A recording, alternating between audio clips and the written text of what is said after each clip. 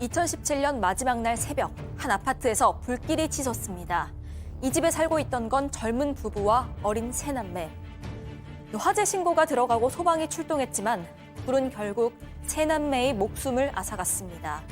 아이들 아빠는 PC방에 가서 새벽까지 들어오지 않았고요. 만취 상태였던 엄마는 불이 나니까 아이들을 방에 두고 혼자 베란다로 뛰쳐나갔습니다.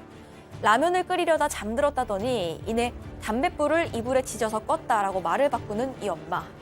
4살, 2살 그리고 15개월 난 어린아이들. 왜 참변을 피하지 못했던 걸까요? 오늘 사건연구소의 키워드는 어린 부부와 숨진 3남매입니다.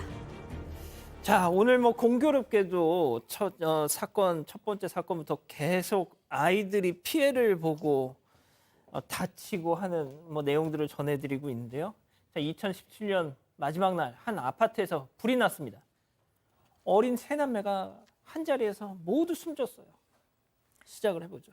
네, 이게 2017년 12월 31일이었고요. 새벽 2시 28분에 광주광역시 북구의 한 아파트에서 11층에서 불이 났다 이런 신고가 들어왔습니다. 화재 당시 이 집에 있던 게 22살 여성 정모 씨 그리고 이 정 씨의 세 아이였습니다. 이 불 때문에 4살, 2살 그리고 15개월 난 이 딸까지 모두 숨졌습니다. 아이들은 작은 방에서 발견이 됐고요. 정 씨는 베란다에서 발에 2도 화상 입은 채로 구조가 됐습니다.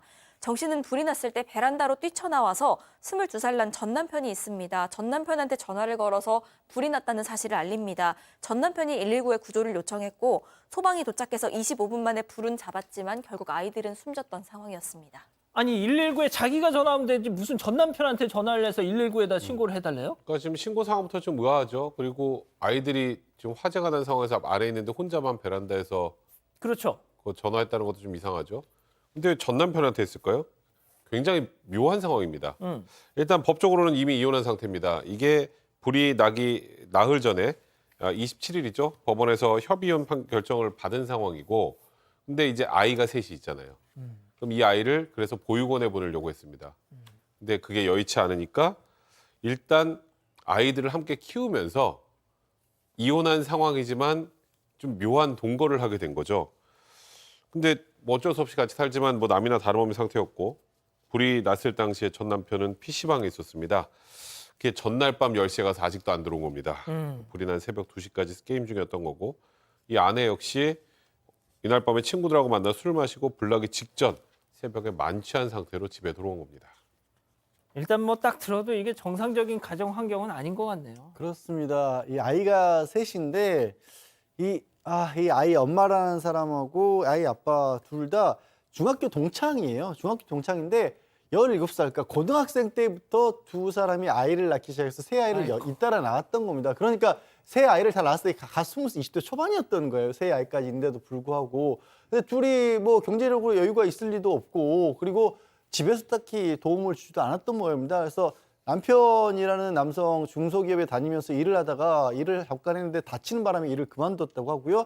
아내도 뭐 통신 상담하는 일을 하긴 했는데 아이들이 셋이나 있으니까 또 제대로 일을 못했던 겁니다. 그 바람에 실직을 했고 결국 이 둘이 생활비를 번답시고 했던 일이 인터넷 물품 사기였어요. 근데 그게 뭐 돈을 번다고 할 수도 없었겠습니다만 그걸로도 어쨌든 가시 충당이 안 돼서 월세도 못 내고 아이 유치원도 못 보내고 그런 상황이었던 겁니다. 아니 그 중학교 때 만나가지고 저렇게 고등학교 때부터 애를 낳아서 살았으면 잘 살기라도 해야 될 거 아닙니까 교수님? 그냥 본능에 충실해서 그냥 아이를 갖다 놓은 것 같은데 실제로 이혼을 결심한 계기도 경제적인 어려움 때문이 아니었습니다. 왜냐하면 예. 실제로 그 아내 정 씨가 외도를 했다는 거예요. 아이고. 그러니까 이제 이 사건이 발생되기 석 달 전인 2017년 9월부터 또 다른 남자를 만나오다가 이 남편한테 그게 들켜요. 그래서 이제 갈등을 빚다가 이제 이혼을 갖다 결심을 한 건데 아이들이 한 명도 아니고 3명인데 이 아이들을 보육원에 보낼 그럴 상황도 안 돼가지고 일단 같이 살면서 정 씨가 거의 매일 밤 내연남을 만나러 나갑니다. 나가면 이 전 남편이 와서 애를 보다가 자기도 화가 나면 애들 그냥 다 놔두고 또 게임하러 밖에 나가는 거죠. 참 이게 그 생물학적인 그런 측면에서는 부모인데 참 부모 같지 않는 부모들이네요. 자, 그렇다면 다시 그 화재 당일 새벽으로 좀 가보겠습니다. 네, 일단 수사 초반에는 이 아이 엄마가 실수로 불을 내서 이렇게 아이들을 숨지게 했다라면서 그 혐의를 적용해서 구속까지 시켰습니다. 예. 그런데 그때도 상황이 정확하게 파악되진 않았습니다. 왜냐하면 이 정 씨의 진술이 계속 바뀌었기 때문인데 처음에는 라면 끓이려고 가스불을 켜놨다가 방에 들어가서 깜빡 잠들었다 이렇게 얘기를 합니다.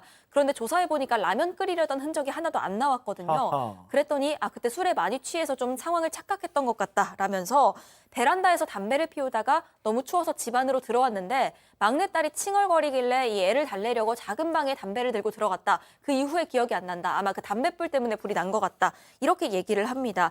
아무튼 이렇게 진술이 번복이 됐지만 일단 실수로 불낸 혐의, 이 혐의를 받아서 구속까지 됐습니다. 자, 이 갓난 아기들을 키우면서 엄마라는 사람이 담배를 들고 집에서 핀다는 것 자체가 이게 자, 양 변호사님. 하지만 검찰은 이게 실수가 아니라 실화가 아니라 방화다. 그럴 수밖에 없는 게요. 우리 뭐 재난 상황 같은 거 뉴스 같은 걸 보도할 때 보면 이게 엄마가 자기 몸을 던져서 아이는 극적으로 구해냈던 그런 뉴스들이 꼬박꼬박 나오지 않습니까? 근데 예. 아이가 셋이나 있는데 20대 친모가 3명 다 구조를 못했다라는 거잖아요. 너무 이상하잖아요. 이 여성은 불이 난 걸 알고 가려고 했는데 화상을 입어서 다리가 움직이지 않아서 베란다로 대피를 했다라고 했다가 그다음에 막내라도 그러니까 가장 어린 아이라도 안고 나오려고 했는데 그렇죠. 다리에 힘이 풀려서 주저앉고 말았다. 뭐 이런 식의 얘기를 하는 겁니다. 이해가 잘 안 가요. 근데 그러면서는 또 다 나중에 이제 수사를 받으면서는 자기 때문에 아이들이 죽었고 자기만 혼자 살아서 죽고 싶다는 둥 뭐 변호사 무료로 이렇게 또 국선 변호사를 선임해 주겠다고 하는데 그것도 거절하고 또 이런 모습도 보여요. 근데 결정적으로 계속 진술이 오락가락하는데 특히 화재 원인에 대해서 경찰에서는 조금 전에 들으신 것처럼 이게 이불 위에 이 담뱃불을 잘못 떨어뜨려서 불이 난 것 같다라고 얘기를 했었는데 예. 검찰에 가서는 그게 아니라 이불 위에서 라이터를 가지고 담배꽁초로 장난을 치다가 불길이 갑자기 치솟았다. 근데 불이 너무 거세게 났고 아이들하고 같이 극단적 선택을 하려고 했다. 이렇게 또 말이 완전히 이상하게 바뀝니다. 그럼 일부러 불을 냈다는 거잖아요. 그러니까 수사 초기부터 이건 아무리 봐도 실화가 아니라 방화 같은 데는 의심들이 많았습니다. 아까 제가 얘기했던 것처럼 아이 엄마가 아이들은 다 놓고 혼자만 베란다를 간 것. 그다음에 119에 전화한 게 아니라 본인의 전 남편에게 전화를 해서 불났다고 한 거. 그리고 베란다로 나가기 전에 아이들 저기 몸에다 이불을 덮어놓는 건 좀 비정상적인 행동이죠. 그리고 결정적으로 화재 직전에 전 남편한테 이런 문자를 보냅니다. 나 이 세상에 사라질 거야, 죽을 거야. 이런 극단적 선택을 암시하는 문자를 보내기도 했고요. 불이 나기 전 7번, 불이 난 이후에 1번, 또 베란다에서 구조된 직후에 1번, 그렇게 총 9번 남편과 통화를 하거나 통화를 시도했다라는 거. 이거는 실수로 불이 났을 때 할 수 있는 행동 자체가 아니라는 것이 당시 수사팀의 생각이었습니다. 자, 교수님. 도대체 왜? 에? 한번 짚어볼 필요가 있습니다. 사건 발생이 나기 전에 사건 전날 이 정 씨는 자신의 친정 그 식구들하고 같이 군대에 있는 동생 면회를 갔다가 이제 돌아옵니다.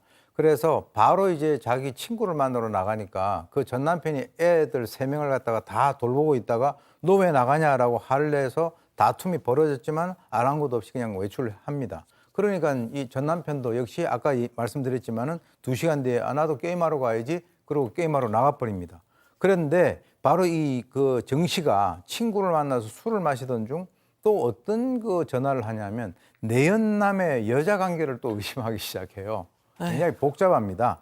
그래서 술자리에서 문자 전화로 심하게 다투면서 그쪽에서 이거 남성이 야 우리 헤어지자 이런 얘기까지 들으니까 두 사람이 소주를 갖다가 7병을 나눠 마셨다라고 하고 그리고 끝나고 난 뒤에 동전 노래방에 가서 노래를 부르고 난 뒤에 택시 타고 집에 와가지고 이불에다가 불을 붙인 이런 상황이 된 거거든요. 그러니까 이제 뭐 술의 영향도 있을 것이고 아까 나왔던 뭐 자기는 세상에서 사라질 거다 이런 여러 가지 어떤 것들이 이제 결합이 된 것 같은데 제가 개인적으로 봤을 때 이 여성 같은 경우는 그냥 아무 생각이 없고 그냥 순간순간 생각나는 대로 앞뒤 가리지 않고 바로 행동으로 옮기는 뭐 그런 어떤 그 습을 갖고 있기 때문에 결국 이런 그 불행까지 초래를 한 것으로 보입니다. 자, 그러면 내연남에게 다른 여자가 생겨서 헤어지게 된 상황이 그러니까 아유 에라 모르겠다 그냥 불이나 지르자. 뭐 여러 가지가 겹쳤던 걸로 보이는데 이런 와중에 그 물품 사기 행각 벌였다고 말씀을 드렸었는데 그 사기 피해자들로부터 돈 빨리 내놔라 이런 독촉까지 받았다고 합니다. 그래서 이 정 씨는 집에 도착하기 전으로 뭐 전 남편, 내연남 또 사기 피해자들 여러 명에게 수차례 극단적 선택을 암시하는 듯한 메시지를 보냅니다. 특히 내연남이랑 사기 피해자들한테는 자신이 스스로를 해친 자해한 사진까지도 보냈습니다. 아이들이 자고 있는 방에 불을 붙인 다음에도 내연남에게 이 미련이 남은 듯한 그런 내용의 메시지를 수차례 보냈고요.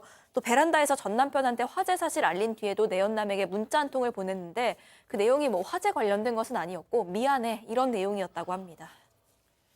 자, 양 변호사님, 지금 뭐 채팅창에 정말 온갖 육두문자가 쏟아지고 있습니다. 이 이자에 대한 재판부의 판단, 법원의 판단은 어땠습니까? 법원은 1, 2심 공이 징역 20년을 선고를 했습니다. 사실 끝까지 뭐 실수로 저지른 일이다 그렇게 주장했으면 법원 받아들이지 않았고요. 받아들이지 않을 수밖에 없는 상황이었고 여기 뭐 문자 메시지란가 SNS 범행 정황 등을 봐도 술을 많이 마셨다고 할지라도 심신미약이나 심신상실도 아닌 것으로 보인다라고 그렇게 판단을 했습니다. 게다가 아이들이 겪었을 고통을 생각하면 너무나 끔찍하지 않습니까? 그런 부분에 대해서 준엄하게 꾸짖었는데 다만 재판부 입장에서 봤었을 때 이 친모라는 사람이 당시에 또 정상적인 상황은 또 아니었지 않습니까? 그것까지 뭐 경제적 어려움이라든가 전 남편과의 헤어짐이라든가 이런 것까지 참작을 해서 그나마 20년에서 멈췄습니다. 더 선고를 하고 싶었을 거예요, 재판부에서도. 글쎄요. 20년 벌써 뭐 많은 분들이 납득을 못하고 계시네요. 이 사건의 진실을 추적하고 싶으십니까? 그렇다면 사반 채널을 구독해주세요. 지금까지 이자연 기자였습니다.